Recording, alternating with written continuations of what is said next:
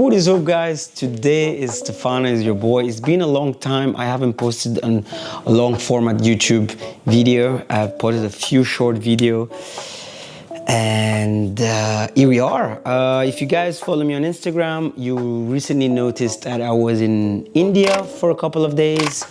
It was a very spontaneous trip. We decided to leave from Seychelles to go to Tadoba because Indigo started to fly into Seychelles straight from Mumbai, and it's quite affordable flight. And we just decided to go and see tigers. And to be fair, not the best of time for us to go. It's full of sun. It was in the middle of summer. We had temperature of 40 degrees Celsius. If you ask me in Fahrenheit, I don't know, you Americans are so weird. But yeah. So we went to photograph tiger. We did 2 half days private tours, one in the afternoon, one in the morning. Lens that I used is the Sigma 150 to 600. This is a great lens. The camera won't stop focusing on my face. It's a good autofocus for 670. So 150 millimeter from 600 millimeter. It goes from f5.3 to 6.3 when it's zoom out to 600 all the way. It's not a light lens, but comparing to what's on the market for the price, it's an affordable and light lens, to be fair. So shoot majority of my shots with this lens. Also had a bunch of lenses with me. I had the 70-200, I had the 28-70, which I'm currently using right now with the C70. I did not bring my C70, I brought the R5, the R6 Mark II, and Lena had the R8 with the 70-200. We actually want to get a 200-800 from Canon just to have 2 strong focal length when we're doing safari, because 70-200, if you ever done a safari or you don't know, 70-200 feels like you have a 24-70 when you're photographing animals, because they're so far away and you want to have a nice reach, but 70-200 feel like it's nothing. Like it's really like you have a wide lens. But yeah, so sometimes we use the R8 in crop mode 1.6 with the 70-200 to get a little bit extra reach. You do lose some pixel, but you have to be very focused on your composition, because you have to think like, I cannot crop more. I mean, you could, but it's just a risk that I don't want to take and she didn't want to take. So trying to find a best composition that you can in that mode. We stayed in Red Tadoba, which is, so Red Tadoba is really at the edge of buffer zone in the natural reserve of Tadoba. So there is core zone and buffer zone, which is, from the guide perspective, told us core and buffer have the same. I'll explain, but they're not the same. So core zone is where people book all of their safari, like everything. Every time you check, there is always fully booked. You have to book like way months in advance. It's because they are kind of an area which human doesn't go in, and it's untouched, so you think you're gonna see more tigers there. Buffer zones is where they're a little bit more outside of the core zone, and this is where you have still villages, you still have human interactions, you have like Red Earth Tadoba is really at the edge of the park, so you're still kind of inside of a tiger reserve, but at the very edge. But tiger doesn't know core or buffer zone. Tiger go wherever they want to go. So this is just a human marketing side to make it more expensive, the core zone, and buffer zone less cheaper, and they're not. You can still find, we found a lot of people, I mean, we went to buffer zone, but we still found a lot of people in buffer zone area, and we found 2 cubs and I think 8 tigers in total in 2 days, 2 half days. So there's that to think about. So I'm not saying core zone you're not going to see tiger. I'm just saying, like, if you cannot book a core zone, don't think like in buffer you won't see any tigers. It's not true at all. And even the chances, for me, I think it's 50-50 anywhere you go. You cannot talk to the animal to tell where the animal, you have to be there today at that time. You just can't do that. So it's really about the guide and the driver, of course, but then it's all depends where's the animal. So it's car and buffer on that side, it really doesn't matter.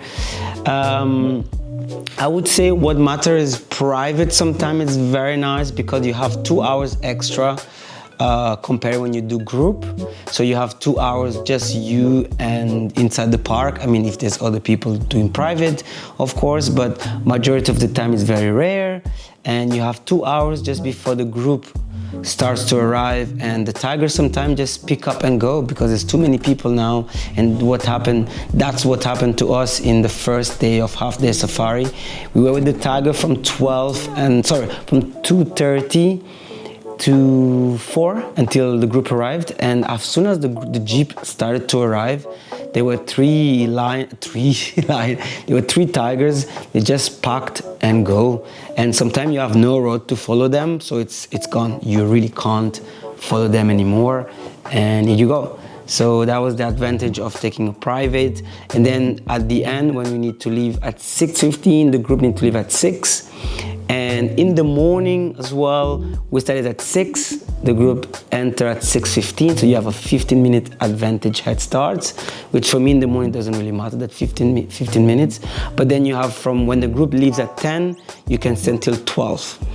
But we found that in summertime, which can get to 40 degrees Celsius, it's super hot. The best time to do it, it's half-day morning. But the best time is from 6 a.m. until 9:30 maximum. You can still get beautiful shots if you find a tiger and it's not that hot. But then when it gets to 10 up to 12, you start to have heat wave. If the tiger is super far in between, you have like a heat mist. Heat wave, and it really doesn't give you a nice result because there's particle between your lens element to the subject, which is the tiger. So there's that to consider. And the group leave at 10 and you're there until 12. But for me, 10 to 12 is just like, if we see a tiger, it's just to see it, not really. Took a couple of photos there, and I have some videos also that it was with the heat wave, and it's not nice. So we did 2 half days in Red Tadoba. We stayed at Red Tadoba. It was a beautiful lodge. If you are somebody scared of insect, reconsider to go to India. We stayed in what they will categorize this lodge in luxury lodge. A nice bed, nice room, air conditioning, super hot, so that was nice. But our bathroom, it's semi-outside. So pretty much what it is like we have wall blocking our bathroom, but the roof is just net. So if it rains, you have water dripping inside the bathroom, but it rarely rains. So that's why also I will tell you, there's a period of the months that the park is closed. But insect like lizard, frogs, some bugs get inside anyway. So if you're afraid of insect, this is something for you to consider. Lena is scared of insect, but she pulled her big pants and she managed to live through a few more days.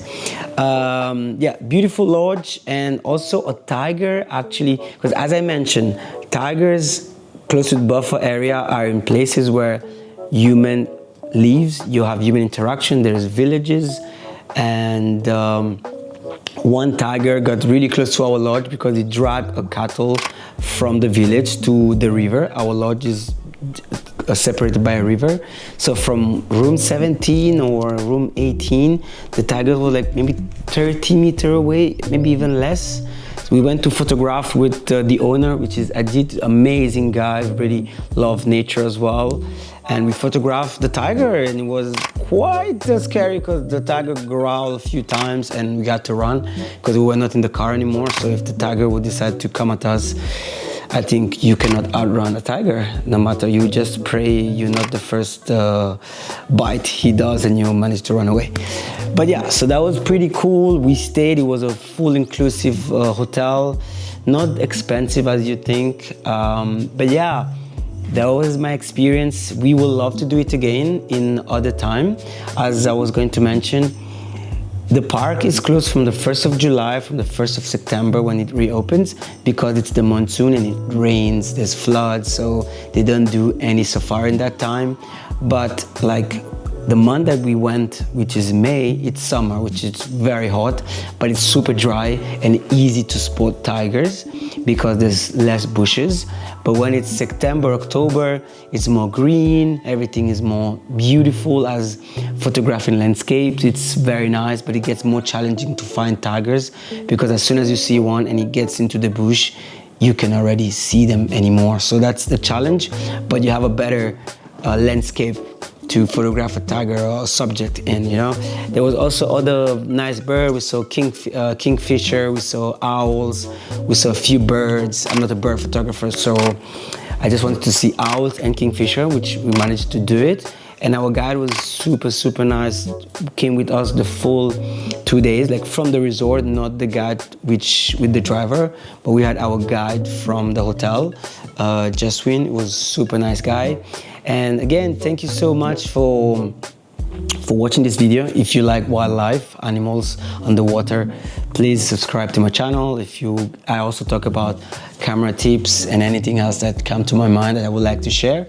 My voice is a little bit not how it used to be because it's Beach World Cup soccer here in Seychelles, and currently today Brazil and Portugal will face each other in the semifinals, and the other hand Senegal and Belarus are fighting for a place in the semifinals.